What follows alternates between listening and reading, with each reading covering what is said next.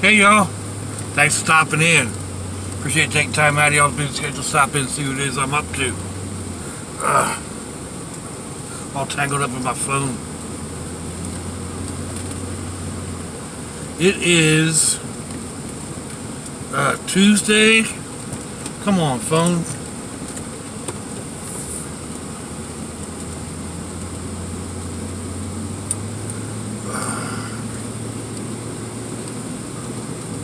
Tuesday, July 20th, 2021.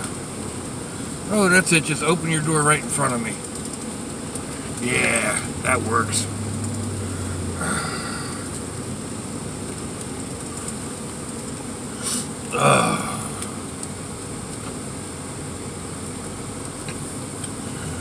Right now in Jacksonville, Florida, it is 75 degrees Fahrenheit.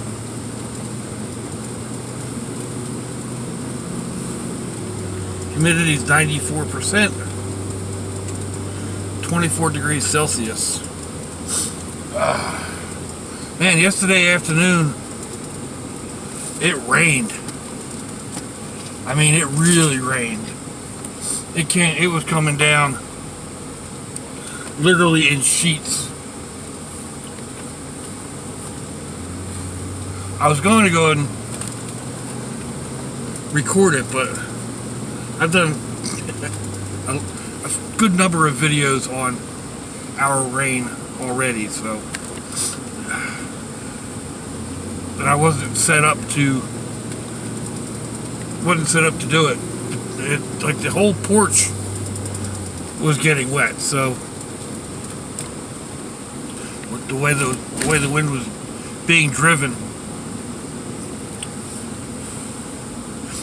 it wouldn't have been real nice for any of my phones, even though they're supposed to be water resistant.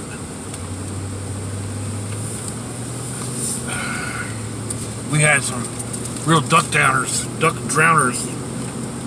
yesterday.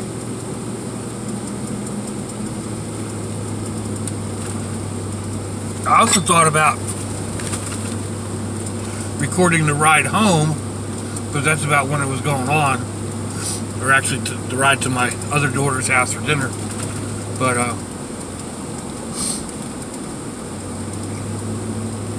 I'm glad I didn't, because by the time I got to the bridge, which I think is the most spectacular place to record driving in the rain, maybe it's just because I'm not real happy about going over bridges, but anyway, by the time I got there, it had already stopped raining, or virtually stopped raining. It was, very light rain, drizzle.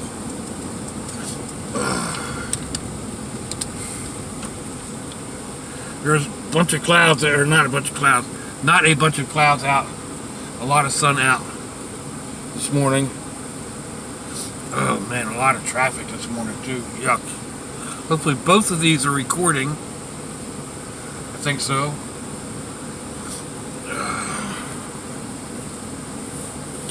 I'll do this again, posting 2 videos of the same trip.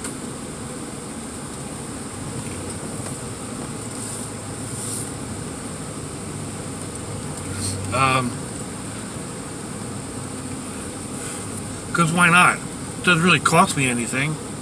I upload them both for free, and then I download the videos to my slave drive. So, and a couple people enjoy one view, some enjoy the other. You can alternate back and forth depending on what you want to do. Regardless of which one you watch, if you're watching the video of me, well then the view's pretty much the same every day. Excuse me. If you're watching the view of the ride, it's pretty much the same view every day. 2 different vehicles maybe, but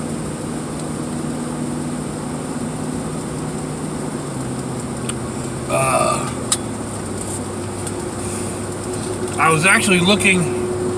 I had a question on on my gas mileage and what it costs me to do this every day. And I went and looked up. I traced my trip and what I'm going to be doing in like 3 weeks when I go back to start picking up the kids. And I realized that the route that I take to get to the school, according to Google Maps, is 2 minutes longer than an alternative way. That if I just go out to the end of my street and go up the main drag to this main road here to 295. If I go out and go through the neighborhood like I generally do, Google Maps says it takes 2 minutes longer. So I didn't realize that. I thought I was going the faster way. Maybe it's the easier way, because I don't like doing traffic lights. We all know that.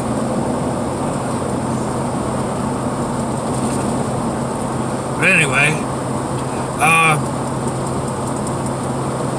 to answer the question, I answered it on, I typed it out, but this is a 13-mile trip from where I park, from my driveway, to my daughter's house. It's actually 13.01 miles. So that's 26 miles round trip. Sherry gets 14 miles to the gallon. It doesn't matter. It doesn't matter if I'm being easy on the throttle. It doesn't matter if I got a full load on. It doesn't matter. She gets 14 miles to the gallon. Depending on how many side trips I take. Like after I filled up this week, I went to my daughter's house, my other daughter's house, and then to my son's house. And then like last night I went back to my other daughter's house. I've also been to the beach. And then any side trips I may take to go shopping or whatever. Generally, for the past 2 or 3 weeks, it's cost me right around $50 to refill the tank from around half a tank. Like I said, there's variables. How much did I actually drive? How much is fuel actually costing, etc. And the brat buggy it averages 20 miles to the gallon. So it's only a little over a gallon of gas for me to get back and forth to my daughter's house. And then whatever various trips and whatever that I take.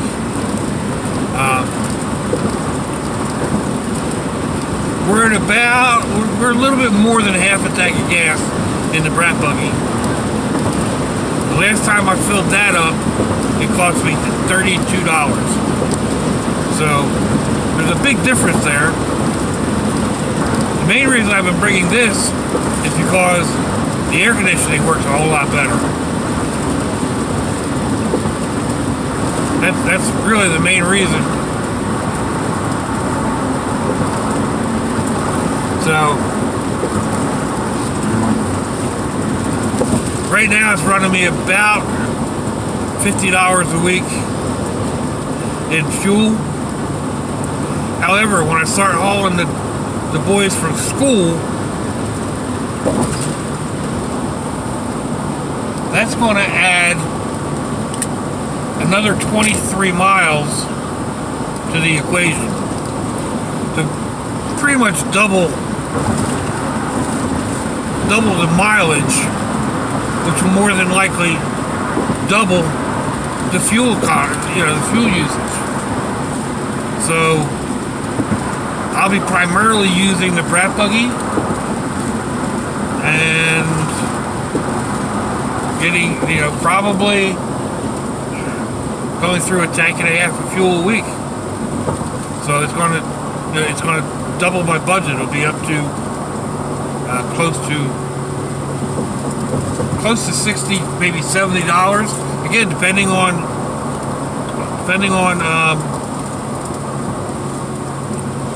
what gas costs at that point.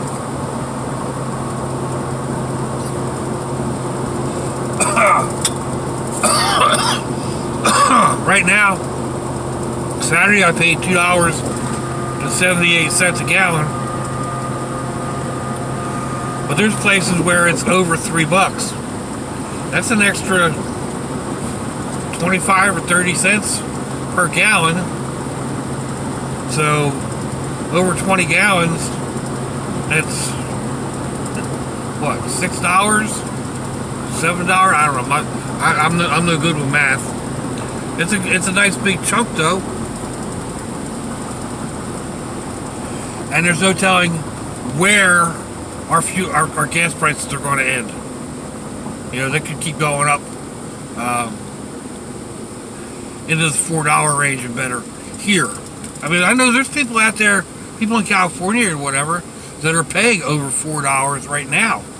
So, I mean, it's getting crazy out there. Make sure these are still recording, right? Yeah. Man, that sun is bright.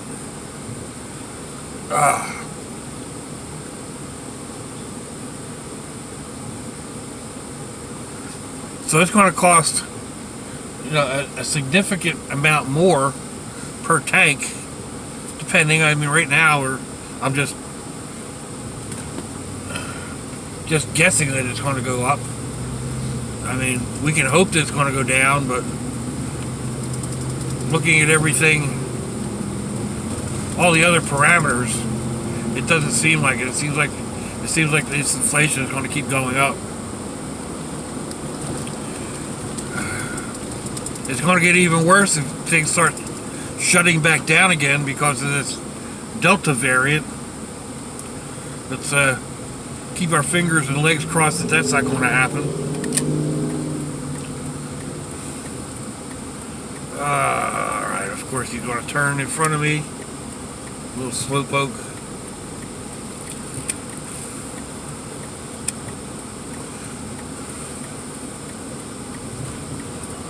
Alright. For those of you not watching the road, that's a hot shot truck. A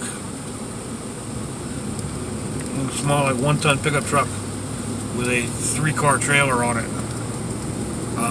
Where was I? Oh yeah, with all the rest of the stuff going on, if we get shut back down again or what have you, I mean, there's already states screaming that you need to wear your mask because of the Delta variant.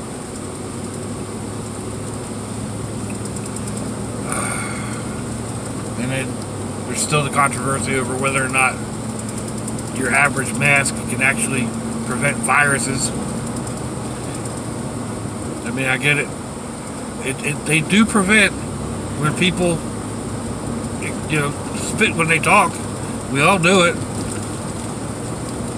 But that's why you stay out of people's immediate area, But yeah, the cost of everything is going up. Yeah. Meat's going up. Peanut butter's going up. Bread is going up. What was I looking at the other day? Oh, like the dollar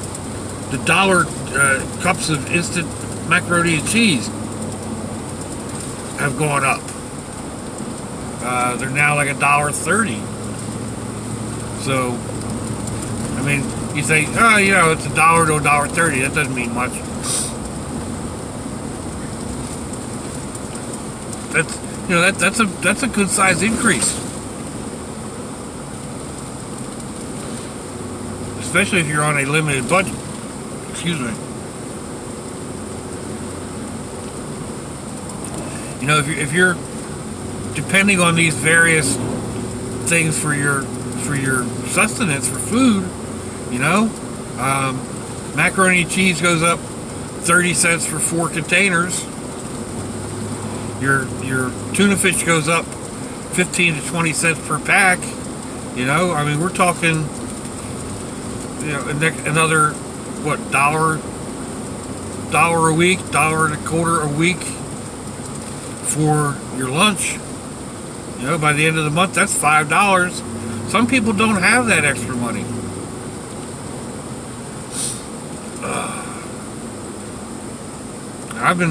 I'm very fortunate in the situation that I'm in, that it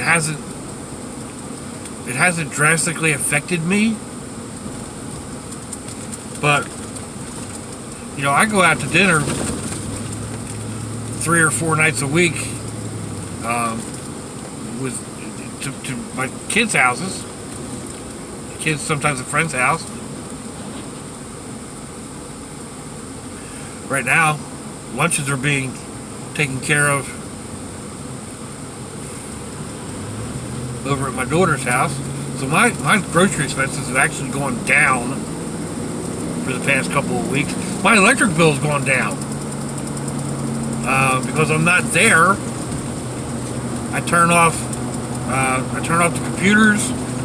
I turn off the one air conditioner. I have one air conditioner running and 4 small fans. 2 of those are USB, so they don't burn very much at all. So yeah, my electric bill wasn't astronomical before, and I was running around $85 a month. Last month it was $54. So, and that was like, cha-ching, I'll take that. But right now they're talking about how they're helping to stem the inflation by giving you your child tax credits in advance.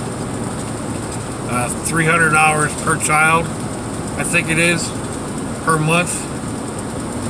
On the 15th of the month, you get, if you had a child in the past 2 years filing, then you get like $300 or $280 or something like that per kid.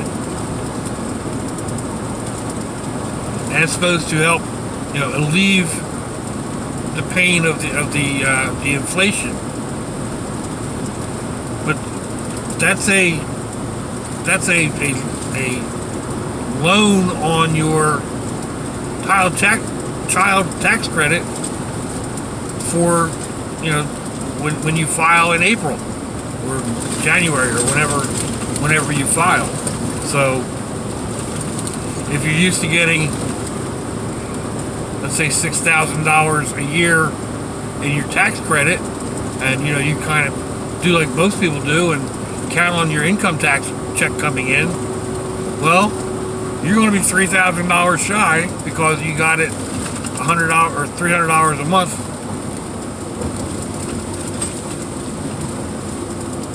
Now, whether it's, and again, you increase that if you got 3 or 4 kids, yes, that's a nice chunk of change to go into your bank account every month. 4 kids, that's what, $1,200 a month. But you're going to lose that at the end of the year. It's not free money. I'm thinking, hey, what about us seniors and those of us on disability? Throw some of that money our way. $300, $500 a month. That would be nice. Yeah, what they're doing is, I think they're giving us a 6% increase. I make right around $1,000 a month. 6% is $60. And I can almost guarantee that if I get $60 more in my Social Security check, they're going to take $60 out of my food stamps. I get $107 in food stamps a month. So, gee, thanks. That $60 is going to help me out a lot. Anyway, that's starting to get political. I don't want to get political. We are headed into the last turn. So, let me know what you think, folks. Give me a thumbs down or thumbs up. Leave me a comment wherever it is y'all leave comments on your internet access device of choice. Let me know if the audio is any better in this video facing me, because I raised it up some.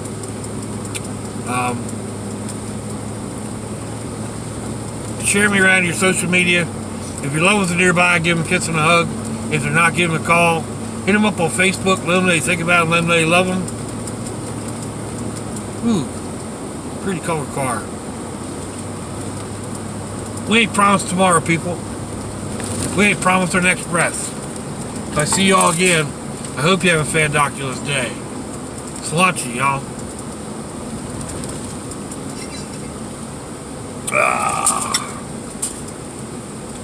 Let this bus get by. Bye-bye.